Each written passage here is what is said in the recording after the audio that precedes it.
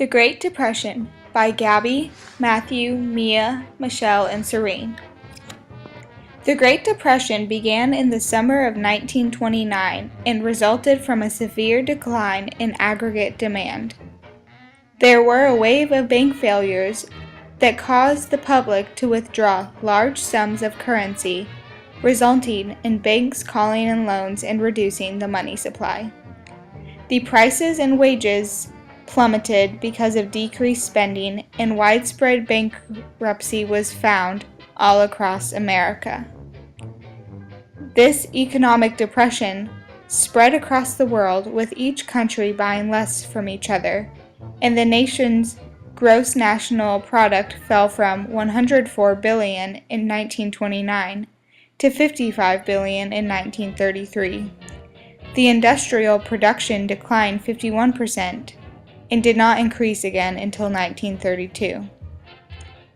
This depression followed the economic prosperity of the 1920s. From 1928 to 1929, the stock markets had been rising greatly, but the growth was unsustainable, and the Federal Reserve raised credit rates and tightened the money supply. The downward economy's expected relief, including families, private organizations, and the state, did not prove adequate. The stock market crash in October 1929 symbolized the beginning of the Great Depression. During the Great Depression, Herbert Hoover was President of the United States.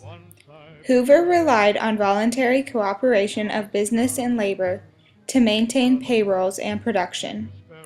He signed many acts and passed many bills, but despite his optimism and efforts, people blamed him for the Depression. By the end of Hoover's term, the nation's banking system virtually collapsed, and the economic machinery of the nation was grinding to a halt, causing Hoover to leave office with a reputation as a do-nothing president. Franklin D. Roosevelt was president after Hoover. As soon as he took office, Roosevelt closed all banks and only let them reopen once they were stabilized and established programs like the New Deal.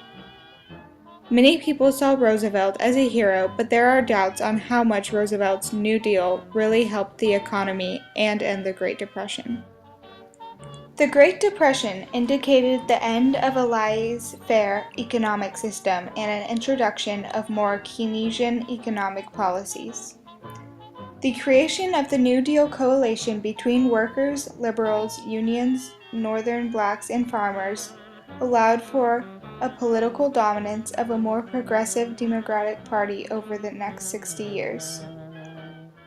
Hoover's laissez-faire economic policies resulted in the exacerbation of the Depression, for no one stepped in to help out the economy. The socialist criticism of the capitalist system as self-destructive became a major influence on the increased popularity of the socialist in the United States, and this time signified more government intervention in economics. The Great Depression changed families dramatically. Men started to have to rely on wives and children and lost the power of being the primary decision maker. Some lost the will to keep looking for work and saw no hope, and others walked out on their family. Although the Great Depression was horrible, women found their statuses enhanced, and they went against the historic opposition of women working outside of homes.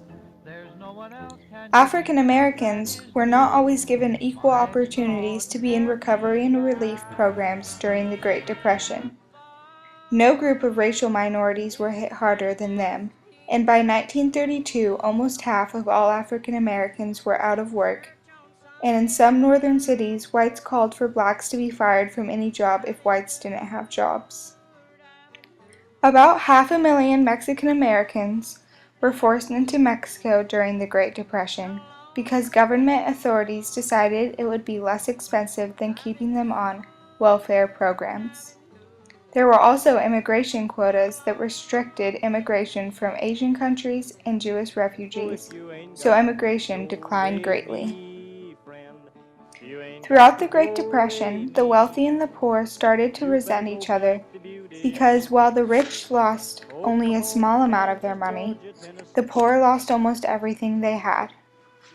3/4 of the population spent almost all their income on essential things such as food, while the wealthy only spent a small portion of their income on food.